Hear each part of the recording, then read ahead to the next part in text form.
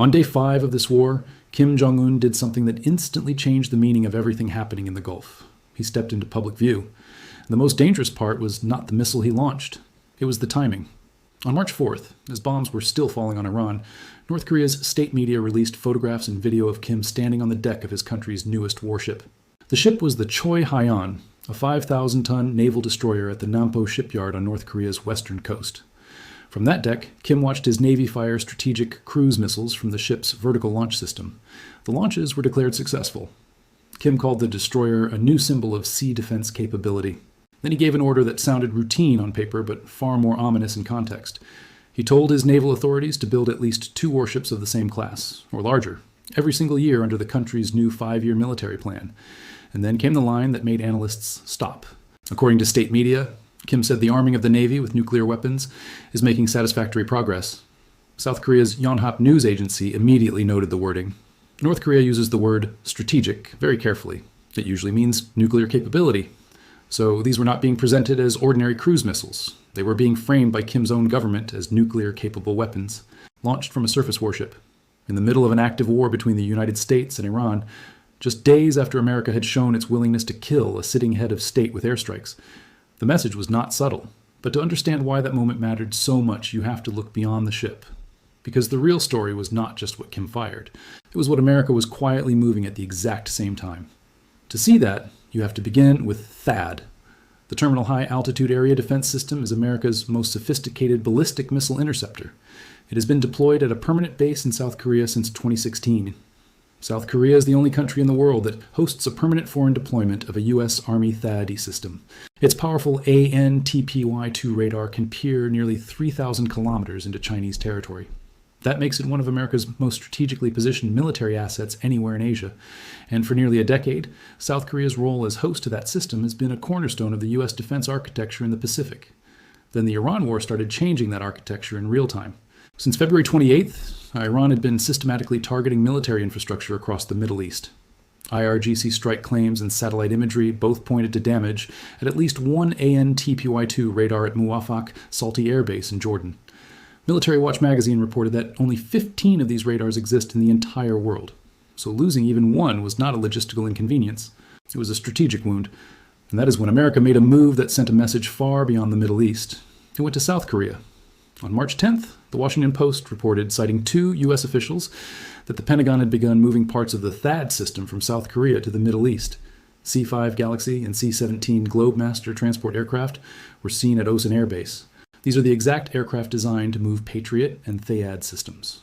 On the tarmac were Patriot PC-2 and PAC-3 interceptors. Reuters photographers confirmed what they saw. South Korean military sources confirmed Patriot batteries were being consolidated at Osan ahead of departure. Then South Korea's president addressed the issue publicly. President Lee Jae-myung said his government had formally opposed the move. But then he admitted something even more revealing. While we have expressed opposition, the reality is that we cannot fully push through our position. In plain language, America was taking the weapons, and South Korea could not stop it. Now put that next to Kim Jong-un's March 4th missile test. His first public military appearance since the war began. A nuclear-capable cruise missile fired from a warship. A declaration that North Korea's naval nuclear capability is advancing. And, on the same timeline, reports that the THAAD system meant to defend South Korea from North Korean missiles is being dismantled and shipped to the Persian Gulf. That is when the story stops looking regional. Because now the question is no longer just what Kim was signaling. The question is what he thinks he is seeing. One U.S. defense analyst quoted in the Washington Times put it carefully. Another reasonable perception would be that if this is happening at this stage, the U.S. had not planned well for Iran's response. That was the polite version. The blunt version is harsher. America did not plan for the possibility that Iranian strikes would force it to strip its Pacific defenses just to keep up in the Gulf. It did not budget for losing critical radar assets, and it certainly did not expect to be making those trade-offs while Kim Jong-un was publicly showcasing nuclear-capable weapons at sea. That is the window Kim has spent his entire career waiting for, and he has been watching it open since day one. But North Korea's connection to this war did not begin on March 4th. It began years earlier in a quiet oil-for-weapons relationship that helped build the missile arsenal now reshaping this battlefield. Iran and North Korea have maintained a documented military technical relationship for decades. At the center of it was a simple exchange. Iran supplied oil to North Korea, a country under heavy sanctions with almost no legitimate energy partners. North Korea supplied missile technology in return. That pattern has appeared in U.S. Treasury sanctions documents, proliferation research, and technical analysis of Iranian missile systems. And that matters now because some of the missiles shocking American planners in this war carry North Korean fingerprints. The K-Bar-Shikan missile, the weapon used in several of Iran's most consequential strikes in this conflict, is a solid-fueled ballistic missile. Defense analysts at 1945 and other publications have traced parts of its technological lineage back to North Korean development programs. Then Russia added another layer: improved targeting, satellite support, precision guidance refinement. The result is a missile that has repeatedly broken through Israel's layered air defenses and hit targets many planners assumed were secure. So the battlefield reality is bigger than Iran alone.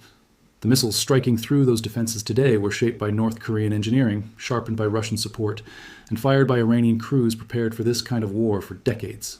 And that is where the mystery expands again. Because North Korea is not just connected to the weapons. It is also connected to the wider military system forming around this war. North Korean troops have already fought alongside Russian forces in Ukraine. Ukrainian military intelligence confirmed the capture of North Korean soldiers on the battlefield. Those troops were reportedly deployed under the framework of the Comprehensive Strategic Partnership Treaty signed between Russia and North Korea in June 2024. Iran signed its own similar comprehensive strategic partnership with Russia in January 2025. 3 countries, 3 interlocking bilateral agreements, 1 strategic architecture. And it looks increasingly designed for exactly this kind of sustained multi-front pressure on American military resources. According to multiple accounts, Iran's leadership was not surprised by what happened on February 28th. There were reports that warnings had been ignored, evacuation offers had been rejected, and the expectation was that a strike would trigger a wider strategic phase rather than end the confrontation. What followed has carried the look of something prepared long in advance: the degradation of American air defense capacity, the sustained missile barrages, the pressure on interceptor stockpiles, the refinery strikes, the diplomatic isolation of the U.S.-Israel axis. And inside that larger design, North Korea occupies a very specific role.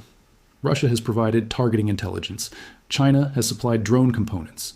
North Korea supplied foundational missile technology. And now it is watching that contribution perform in live combat at scale. But the most important thing about North Korea's position is what it has not had to do. It has not spent a single missile in this war. Its arsenal is still intact. Its military remains on alert. And its leader has just reminded the world in public that North Korea is nuclear armed. That reminder came in the same war where the United States activated its own nuclear command aircraft.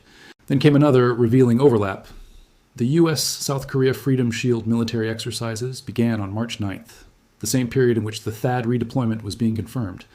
Around 18,000 South Korean troops joined American forces in drills meant to signal readiness against North Korean aggression. But the radar and interceptor systems those defenses depend on were being packed onto aircraft and flown toward the Persian Gulf.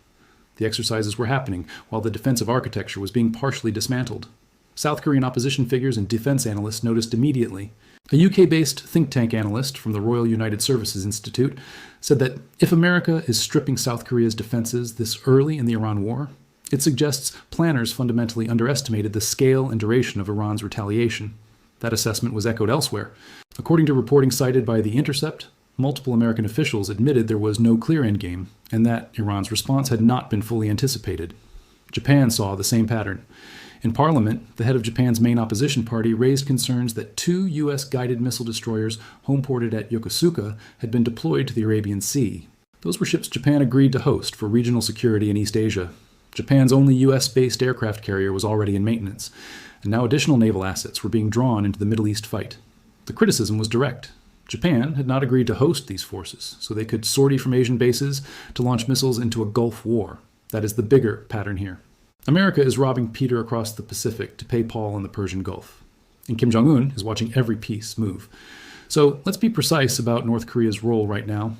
At this moment, North Korea is not a formal combatant in this war. It issued a statement of solidarity with Iran, but it has not fired on American targets. It has not deployed troops to the Gulf. It has not openly entered the fight. By the strict military definition, it is still a bystander.